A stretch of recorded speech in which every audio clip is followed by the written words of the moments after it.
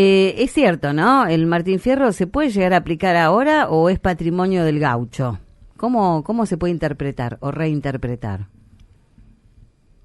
No, o sea, absolutamente es un libro que se ha prestado a múltiples reinterpretaciones y eso que dijiste, medio al pasar, en rigor, fue una cuestión de debate durante casi todo el siglo XX, diría, ¿no? Si la obra era patrimonio del gaucho, en otros términos, si era la genuina Claro. representación de la voz del gaucho, o en su defecto era bueno, un producto construido por sectores intelectuales, literarios, que trataban de enunciar lo que supuestamente el gaucho decía, ¿no? El uso de la voz del gaucho fue uno de los debates más interesantes en términos literarios, pero yo creo que el libro tiene una potencia que permite esa amplitud interpretativa, ¿no? Hay como un ejercicio de exégesis permanente porque la historia del gaucho fierro que ha retratado José Hernández Ujú. en esos dos poemas, que nosotros lo leemos como uno solo,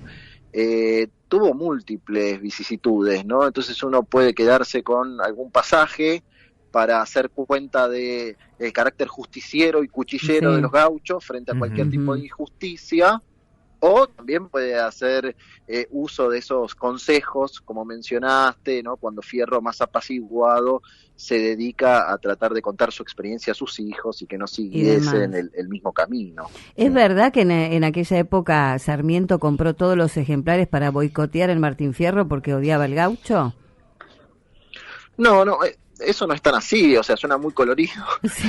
pero en Por verdad eso eso te no lo es tan pregunto a vos así. que sos el que sabes. Sí, no, bueno, yo creo que Sarmiento ha quedado identificado, ¿no? Por esa carta que le escribió a Mitre en 1861, en la que dice, palabras más, palabras menos, que no había que ahorrar sangre de gauchos Mm. porque era lo único de seres humanos que tenían, ¿no? Era el único abono que podían darle a esta tierra, era la sangre. En realidad su interpretación sobre los gauchos es un poco más complejo que eso, pero no viene a cuento ahora. Lo que sí viene a cuento es que por más que Sarmiento o quien fuese de la clase dirigente argentina se hubiese abocado a comprar todos los ejemplares de Martín Fierro, no hubiesen podido detener lo que era un fenómeno popular, Claro. ¿no? Ujú. De cultura y sobre todo de transmisión de boca en boca. Muchas personas no leyeron el Martín Fierro y conocían, o no habían leído el Martín Fierro y conocían a la perfección la trayectoria de ese gaucho, porque lo aprendían de memoria. Entonces, como lo recitaban en sus celebraciones, en las payadas, trascendió ampliamente el poder del libro, ¿se entiende? Ujú. Claro. Sí, sí, sí, sí. Bueno, y hoy, digamos, a 150 años, hay generaciones que, digamos, se vuelcan al Martín Fierro o quedó ahí en desuso, digamos.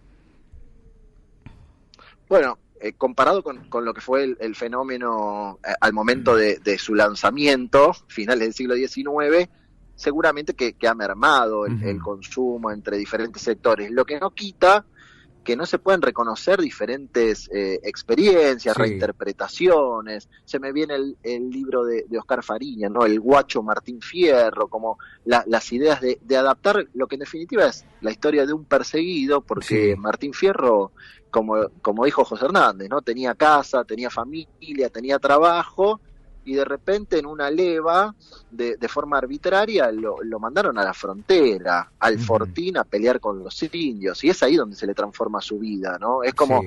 producto de lo que podríamos considerar como una política de Estado.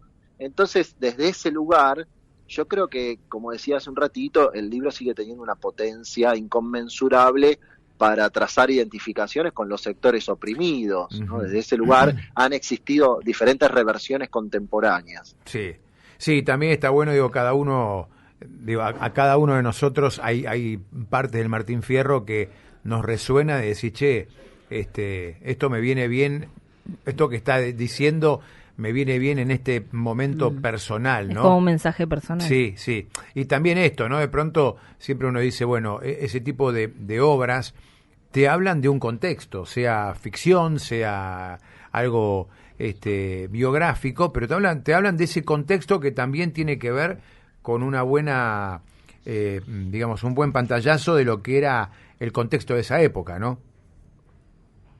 Claro, por más que se tratara de una obra literaria, Sí. en definitiva es una impugnación al sistema político que estaba constituyendo la nación, porque, como decías, hay diferentes pasajes que atentan contra lo que sería una pureza judicial, ¿no? El rigor de las leyes, quiénes elaboran esas leyes. Entonces era bastante evidente que a la clase dirigente del momento no le iba a hacer mucha gracia. De hecho, cuando nosotros hoy celebramos el Día de la Tradición y lo hacemos en honor al natalicio de José Hernández y el Martín Fierro, de ninguna manera estamos pensando en ese pasaje de su vida, ¿no? Estamos pensando en otro pasaje, en el Martín Fierro que regresa, como, bueno, reflexionando, casi haciendo un ejercicio de introspección, de diciendo una reconciliación con la civilización, ¿no? Claro. Eso es lo que en definitiva termina consagrando la élite política e intelectual a mediados de la década del 30 en el siglo XX. Anterior a esto, cuando vemos la película de Bebán, Juan Moreira, que fue tan épica, al final específicamente fue maravillosa, ¿retrata un poco la historia del gaucho, el gaucho del Martín Fierro? Claro, ahí hay una diferenciación muy clara, ¿no? Que la trayectoria de Moreira no tiene el desenlace que tuvo la de Martín Fierro. Yo creo que ese fue uno de los impedimentos. Si nosotros nos plantamos a finales del siglo XIX, Martín Fierro, como personaje, no era el más famoso de la literatura gauchesca. Juan Moreira, entre otros, tenía aún más repercusión y mayor pregnancia también, ¿no? A través de las representaciones teatrales. Pero claro, para sí. Juan Moreira no hubo reconciliación, no hubo posibilidad de reconciliación, ¿no? Fue al extremo. Terminó muerto por la policía. En cambio, Fierro, también perseguido injustamente, quizá por las partidas, con una trayectoria con muchos vaivenes, decidió reincorporarse a la sociedad.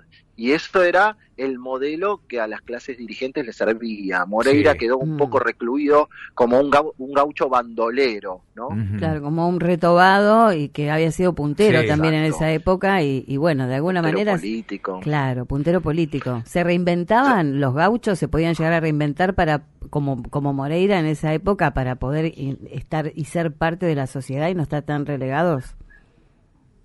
Sí, yo igual una pequeña aclaración, ¿no? Estos personajes son más construcción, por más que Moreira en efecto se construye, el relato lo construyen con documentos específicos, pero quiero decir, estas figuras forman parte más de construcciones literarias que de lo que sucedió en la campaña durante buena parte de la sociedad colonial y en algunos pasajes.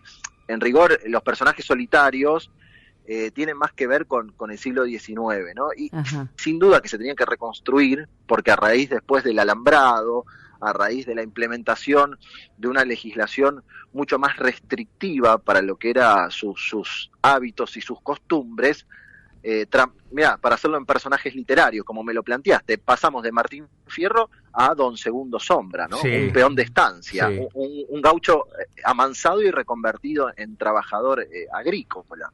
Mirá vos. Matías, acá estoy viendo un poquito el índice de tu libro, ¿no? De cómo, como dijo Martín Fierro, interpretaciones y usos del poema durante el siglo XX, y hay ya varios capítulos que me llama la atención, ¿no?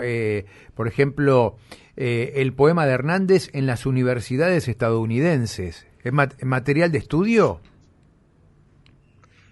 Mira, en la Universidad de Texas, en la ciudad de Austin, tienen una de las colecciones más grandes sobre escritos, crónicas, relatos de Martín Fierro. No te quiero en mi libro está, no te quiero decir, no pero vamos a spoilear, vayan a comprar. Más de un centenar de títulos. Material de estudio y material muy atractivo, pero no solo para Estados Unidos, ¿no? Para el resto de las universidades latinoamericanas. Hay trabajo específicamente del caso de Estados Unidos, como por ejemplo la Biblioteca de Nueva York recibió una exposición gauchesca en la década del 60, que fue una de las más concurridas del año. Y bueno, por supuesto los pormenores de toda esa experiencia, ¿no? Sí, sin duda Martín Fierro raro tiene una connotación internacional. No, y más que nada en Estados Unidos, que uno piensa que siempre al gaucho lo asocian con España, ¿no? Y que no nos asocian a nosotros. Digo, bueno que generalmente el americano, el norteamericano siempre investiga todo de su país, pero no de afuera. Pero justamente en Texas, ¿no? Que hay como una similitud, hay como No digo Sí. que... Una cultura nacionalista. ecuestre, Sí. una cultura ecuestre también. Y no te olvides que en ese estamos hablando como del contexto de Guerra Fría, en particular de Claro. lo que nos interesa más a nosotros en nuestros estudios, de lo que llamamos como Guerra Fría cultural. Entonces, tanto el polo soviético como los Estados Unidos, como cabeza del hemisferio occidental, tienen un interés tremendo por consolidar como un tutelaje cultural en la región. Entonces, comienzan a realizar eventos como muestras, como representaciones, etcétera, que tienden a acercar a los países del hemisferio para que no se filtre ninguna ideología para ellos alarmante, ¿no? O peligrosa. Entonces, en esa lógica, el gaucho y el cowboy, nuestro enemigo es el indio, bueno, muchas cosas en común trataban de reconstruir ahí para sentirse identificados. Muy bien. No, impresionante, te digo, el índice de cada capítulo, te podría preguntar por el Martín Fierro en el Rotary Club y tantos otros, ¿no? Pero creo que lo mejor es comprar el libro y entrar ahí en... ¿Dónde se puede adquirir el libro, Matías? Bueno, el libro lo publicó la editorial Prometeo en cualquier librería amiga, o si no, por las plataformas, lo encuentran fácilmente. Si les interesa, les hago llegar un ejemplar para que lo puedan sortear ahí entre la audiencia, qué bueno. con mucho gusto. Bueno, muchas gracias, Matías. Sí, un poco el libro trata de resumir, aunque es una tarea muy compleja, los variados y difusos usos que se le dieron al Martín Fierro, algunos de los más extraños, ¿no? Como qué tenía que hacer el Martín Fierro en el Rotary, como acabo de mencionar, o en una biblioteca de Nueva York, pero era para mostrar un poco los alcances de ese libro. Sí. Bueno, buenísimo, sí, te agradecemos muchísimo esta charla en un día tan especial que es el Día de la Tradición, si bien creo que muchos tal vez no estamos medio lejos del todo lo de nuestros antepasados, y nosotros acá siempre tratamos de hablar de historia, de patrimonio cultural, de cultura y demás, porque creo que para valorar lo que tenemos que también ver de dónde venimos, y eso es importante. Así que me parece que en este día hablar con vos era una materia pendiente, así que gracias. No, gracias a ustedes por la invitación. Bueno, cuando gusten. gracias, un abrazo.